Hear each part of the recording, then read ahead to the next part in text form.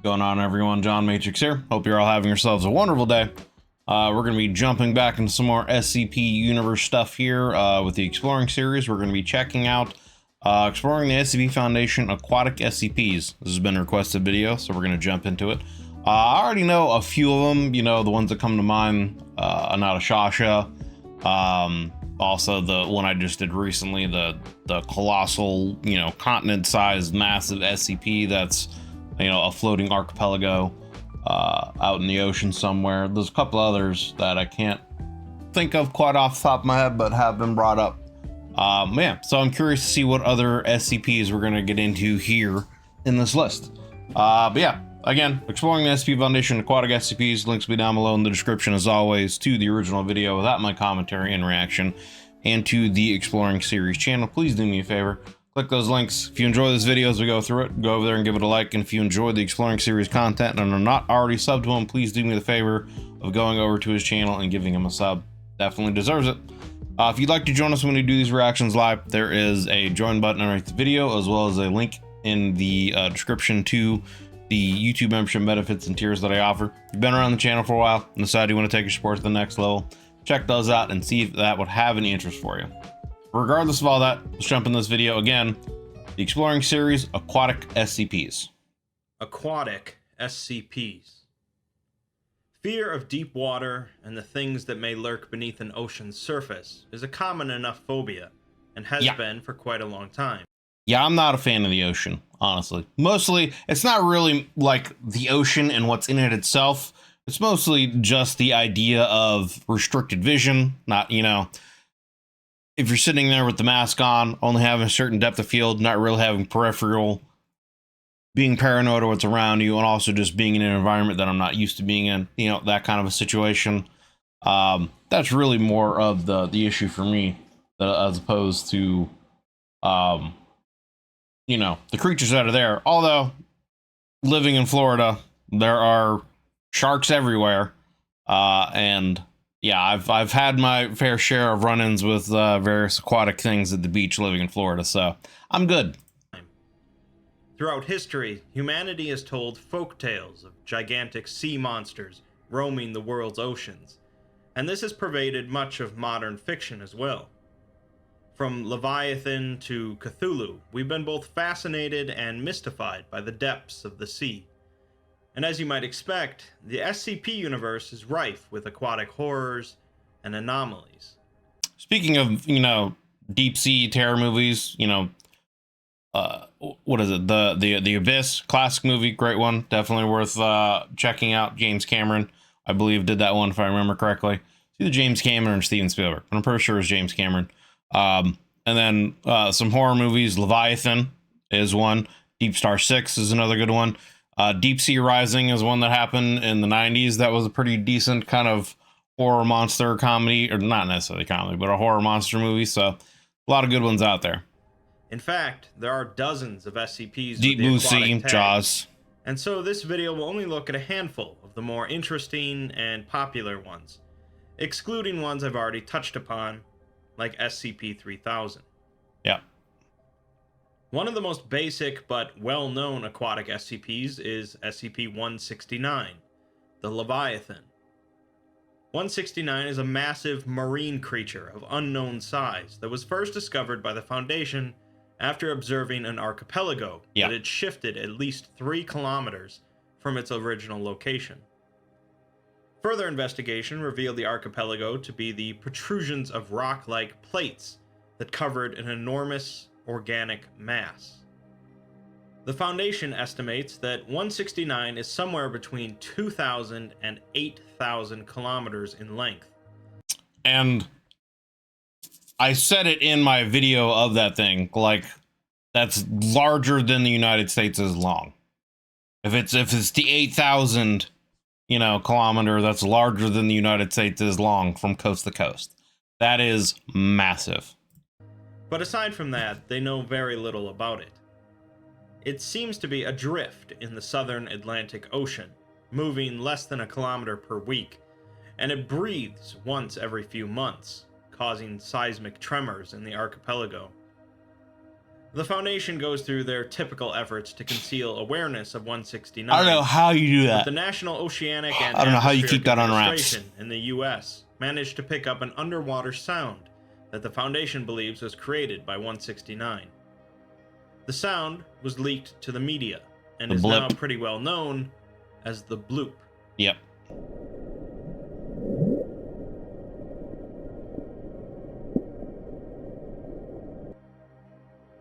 Well, a nice little early SCP, but let's look at some weirder stuff. I haven't really discussed the odd group of interest known as Are We Cool yet, but they're responsible. We have gone over that. We've gone over Are We Cool Yet? Or you know, at least some of them. We haven't gone over a lot of the SCPs they're involved with, but we've got over kind of an origin story and the general idea of them. For this next SCP, SCP-1057. Are We Cool Yet, like a handful of other groups of interest, are responsible for creating some anomalies, but their angle is that of anomalous artists. Yep. They create anomalies that are meant to be viewed as art pieces, often with a message or meaning behind them. This doesn't always mean the art pieces are safe, though.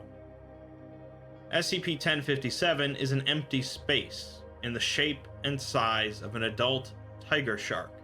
Interesting. It displaces water as if there were a shark in the space, but insertion of objects into the space seem to reveal that there's nothing there, although this does anger 1057. That's kind of terrifying. So I would assume the art piece then is like supposed to be the idea of like fear, you know? What is the fear of water called? Is it agoraphobia? Something like that? I think it's not. There's different kinds of like fears of like ocean and water and the things in it, you know. But I assume that might be what they were going for with the creation of this, is that kind of idea of like fear of, again, the unknown, what's lurking under the water. Behaviorally, the empty space acts like a typical tiger shark, but any food it consumes disappears, except for the fluorescent dyes the Foundation feeds it, which outline a digestive and circulatory system. Interesting. 1057 was first found in a public swimming pool after killing 2 swimmers Yikes. and mutilating a lifeguard. Yikes, dude. Like, I don't know. I've talked about that in my Are We Cool Yet kind of video. It's like they seem kind of like agents of chaos, where they're just doing like random stuff just because, and there's no real rhyme or reason for it. Like, why would you create some kind of art piece that's a living thing that you know, acts like a tiger shark and just put it in a public pool, other than just to do that and, like, again, agents of chaos. Anyway. 5 other people were killed in the ensuing panic. First found in a public swimming pool after killing 2 swimmers and mutilating a lifeguard. 5 other people were killed in the ensuing panic. Examination of the pool area afterwards by Foundation agents found a handwritten note on the bulletin board reading, "Panic means that the idea of a shark can be more dangerous than an actual shark." Yeah, so that's kind of what I was thinking. Like, they created what is supposed to be an art piece that's supposed to express that idea of like fear and panic. I would assume that the way to get around it is to simply not do that, but I don't know. How would you do that? Like, you're in the middle of being eaten alive. How would you not like panic? You know what I'm saying? It can even be more dangerous than no shark at all. Are we cool yet? Speaking of aquatic creatures you can't see, What is that? SCP-2256 was a species of massive sea creatures that grew to over 1,000 meters in height, resembling spindly, vertically elongated giraffes with dish-shaped feet.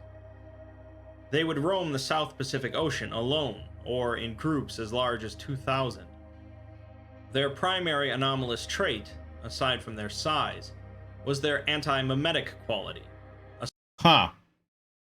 Anti-mimetic seafaring brontosaurs is what that sounds like. Sort of camouflage that inhibited other sentient beings from perceiving or remembering their presence. I mean, it would be an interesting defense mechanism from predators, right? Like if they can't perceive or remember you're there, you can't be hunted, right? They rarely approached land despite this protection, but due to their size, if one were capable of perceiving them, they could see part of the creatures sticking out of the water. The natives of an island in Polynesia used a substance for both recreational and religious purposes that functioned as a nestic, the opposite of an amnestic, allowing them to see the creatures. They believed the creatures to be spirits sent by the gods to maintain the horizon and prevent the sea and the sky from mixing. Interesting. Although they were seen as friendly and well-meaning creatures, they didn't always do their job, resulting in storms and typhoons. The Foundation eventually learned of 2256's existence and began an investigation. Wonder if one of these is supposed to be like what the Loch Ness Monster is, or I wonder if that's some other kind of SCP. They learned that this anti-memetic quality extended to any records kept about the creatures, in varying degrees.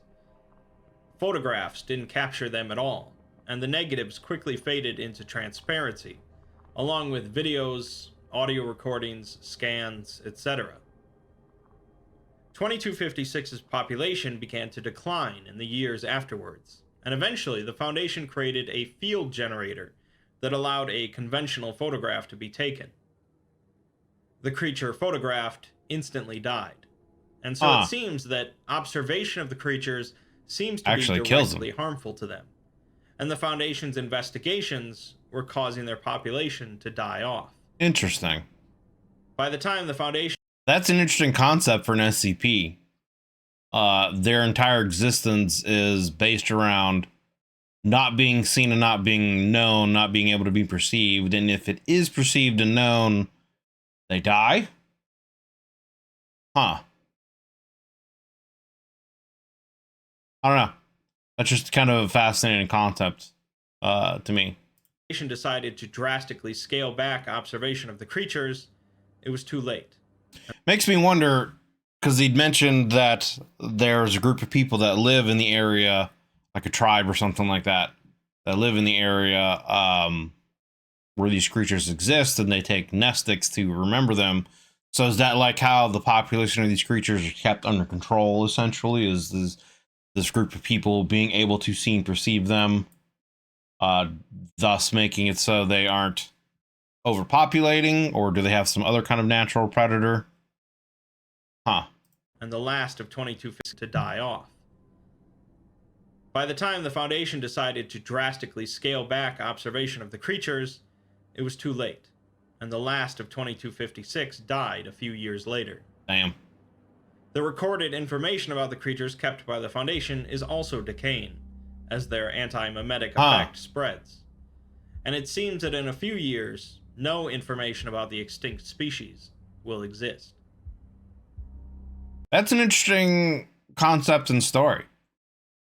I might see about if I can find one that's a little more in depth to go over that, or maybe just look at the article itself. But I don't know, just that whole idea of a species of creature that exists simply because it can't be known or perceived, and once known or perceived, it hurts it, kills it, etc., and thus the species ends up going extinct. You know, like, have there been then other species that live on the planet or that have existed on Earth that have something similar as a defense mechanism from, you know, predators, and then their natural predators are some that can still perceive them? You know, I don't know. That's just an interesting concept. And of course, it's tragic that once the SCP Foundation discovered what it is that's killing them off, it was too late already. But it is also interesting that even after they're dead, then the information about them is disappearing. So they will literally have, like, essentially never existed. That's pretty sad. So let's switch back to horror. SCP-1128 is an entity that appears as a large aquatic predator, but only after someone is given a full description of its appearance, verbally, written, or in a picture. Once someone is aware of exactly what 1128 looks like, if they are ever fully submerged in water, they will disappear, regardless of the depth of the water. Really? In most cases, they That's will pretty reappear terrifying. moments later, panicking and frantically trying to leave the water.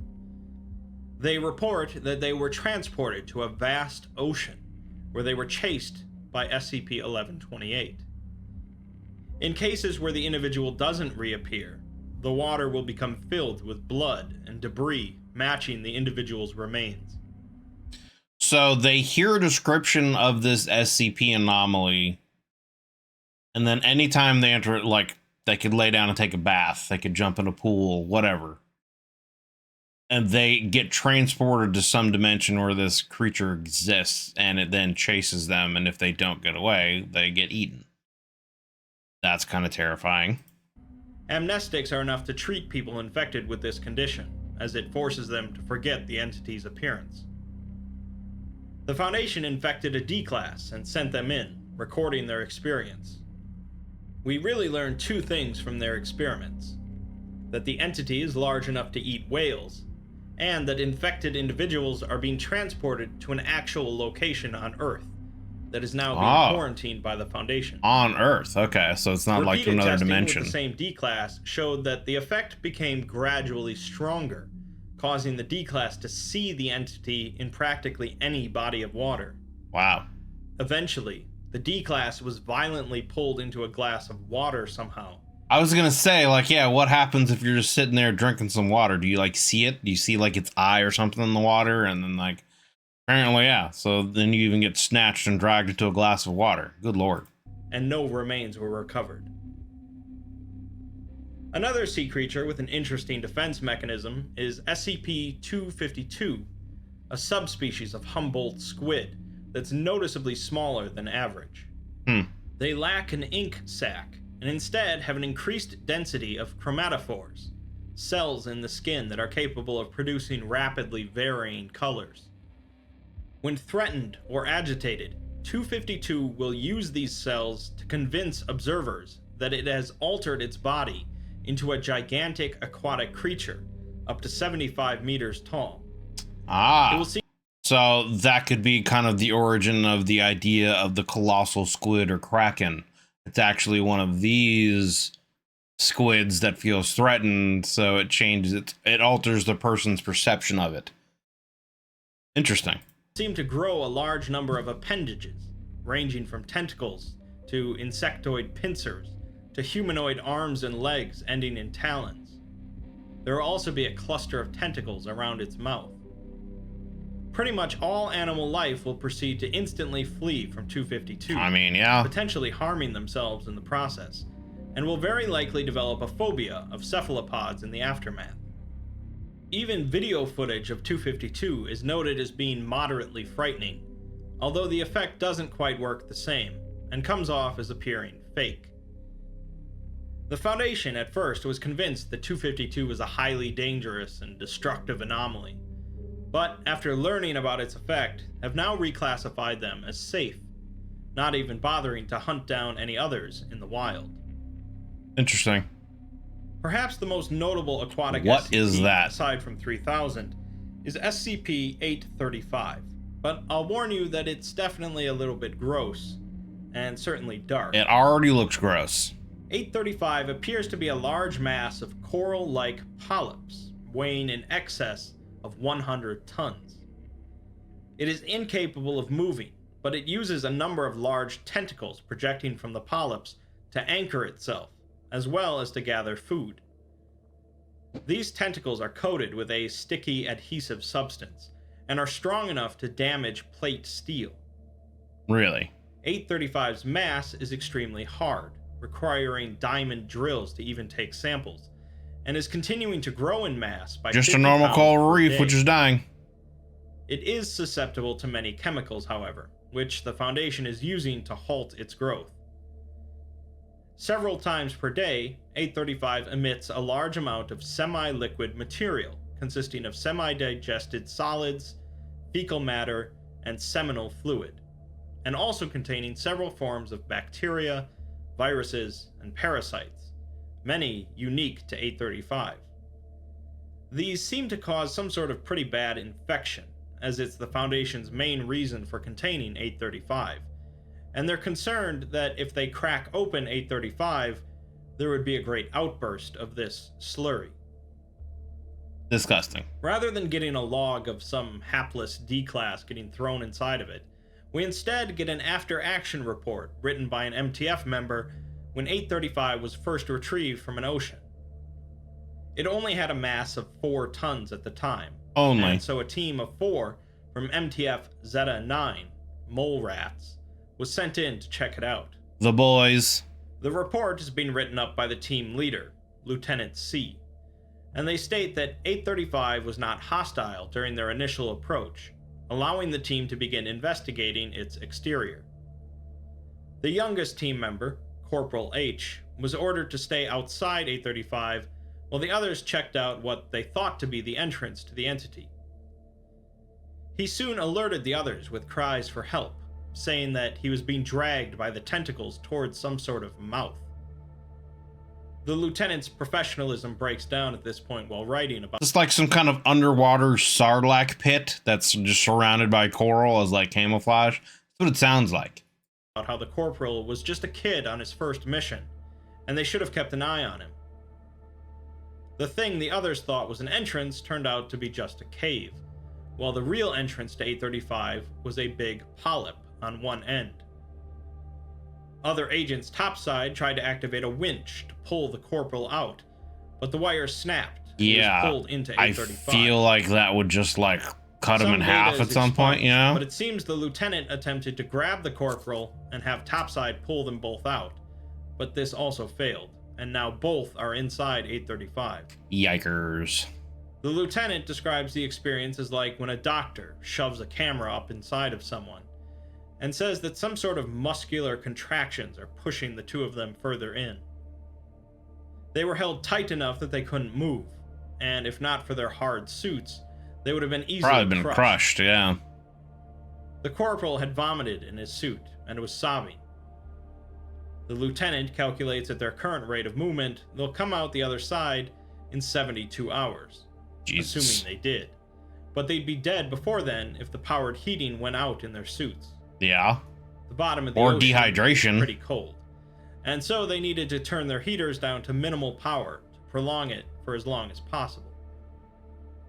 They spent a day like that, unable to move a muscle, near... I mean, just the fact of being stuck in a position somewhere where you couldn't move, the claustrophobia part of it alone would just have me flipping out, man. Like, just being in a helpless position like that, I don't know. I don't know what I would be able to do.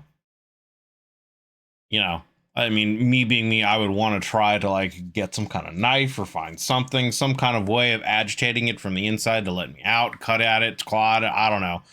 But honestly, in that kind of situation, it might be one of those things where doing nothing is the best course of action. Because as he said, you know, eventually you'll just be pooped out the other side, you know, as long as your suit's hold and you don't freeze to death. And I guess, you know, potentially don't dehydrate. You just kind of have to sit there and wait. And like, that would just be terrible though. Freezing.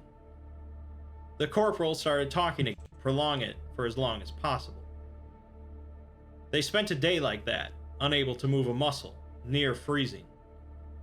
The corporal started talking again, but the data is again expunged. About 24 hours in, they reached something akin to a stomach, and they turned their suits back to full power as they fell into a chamber big enough for the two of them to fit comfortably. Unfortunately, this chamber seemed to contain a caustic agent that began burning through their suits, so they quickly made for what the lieutenant calls a sphincter. They also remark that the stomach insides were lined with something, but the data is again expunged. Something. They are pulled by the corporal through the sphincter. They fall into a place apparently worse than the stomach, filled with something quite awful, enough to squick out the lieutenant so badly they almost passed out. Ugh. The opening on the other side was closed shut, so they waited there until it would open up. Much more data is expunged. The lieutenant wrestles with something. Tentacles are involved, and then the lieutenant was expelled out of 835 back into the ocean. A couple more things are expunged at the end of the report, and that's that. That would just be just a terrifying experience. I'm sorry. Like, definitely would give you kind of a new perspective on life in some ways, but like, yeah. Obviously, we want to know a lot more about what happened. I mean, yeah. Fortunately, we have access to the original files. We learn a few new things in the uncensored document about the containment procedures and qualities of 835. The Foundation feeds the entity twice a day, typically other aquatic species, but it seems that 835 is capable of entering a hostile rage state. Huh. This is apparently a big enough deal that they've authorized the feeding of humans to 835. What the? Which calm it down. Just throw out some D classes. 835 itself is composed of basic human biological components. What? With the shell being formed from super dense calcium, the hard caps on the polyps coated with tooth enamel, and its tentacles formed from mutated tongue cells. Most of a human's biological systems are present throughout the entity, but they showcase extreme mutation. That's super creepy. It's like some kind of mutated humanoid thing. What? And the digestive and reproductive systems are linked to one another. Most alarming, however, are the effects of that infectious slurry that 835 keeps spitting out. If a vertebrate animal comes into contact with this slurry, they'll generally proceed to undergo a series of symptoms. Well, they mutate into it, probably. They'll begin to increase in weight, generally 10 to 20 pounds a day, and feel constant hunger. 10 to 20 pounds a day? As well as an urge to consume odd items. And feel constant hunger. Meat, grass, and wood. Their skin will begin to calcify and harden. Yeah, they turn into it. Polyps will form across the... So, I mean, that's like how it reproduces. It throws that slurry out to infect people and mutate them into other versions of itself. Or potentially they'll turn into it and then seek out the main body and maybe attach itself to it, and then it'll increase its mass, something along those lines, I bet. Their body. They will become more aggressive as their intelligence and mobility decrease, and they will develop an urge to enter seawater as most of their biological systems atrophy. So that's why I would assume this thing has like humanoid DNA and things, because probably some kind of diver went down here, got infected by the slurry, and turned into what it is now. That's terrifying. In the end, they'll become another 835 entity. Yeah. In 68% of cases. And the Foundation has yet to find a way to halt this process. In 68% of cases, so I would assume the other percentage is people dying before the transformation happens. It's like, well, what else is there, right? You're not gonna, I guess potentially your immune system could somehow kick in and revert the process, but I feel like if you gain 20 pounds a day and your stuff starts calcifying, you're probably not really going to be able to come back from that without some kind of outside medical help. 68% of cases, and the Foundation has yet to find a way to halt this process. This is their main cause for concern with 835, as an unchecked spread of that infectious slurry could result in a world-ending scenario. No kidding. Finally, we have the uncensored after-action report, which reveals a few more horrible details. The lieutenant is revealed to be female, and while inside of the stomach area of 835, she saw that it was lined with human faces, each of them screaming and begging for her to kill them. She pulled out her gun and started shooting them before the corporal dragged her away. While the two waited to be dumped out of 835, the corporal began complaining about an awful smell, and she checked his suit, finding a hole in it.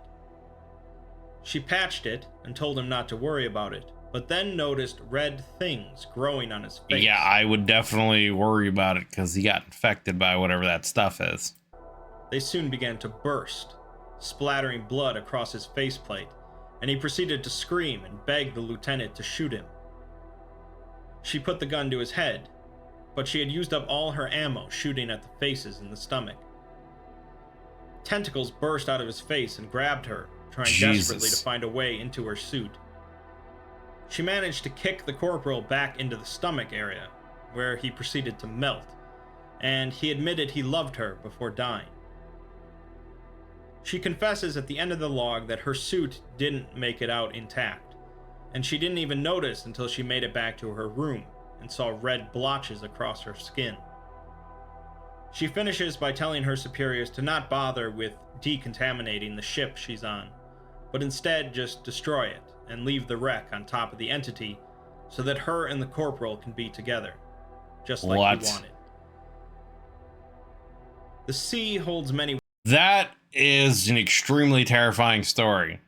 If there's a more in-depth one, I might actually look that one up too and see if we can get a more in-depth, detailed version of that, because that actually is a pretty cool. Looking for Ray Finkel?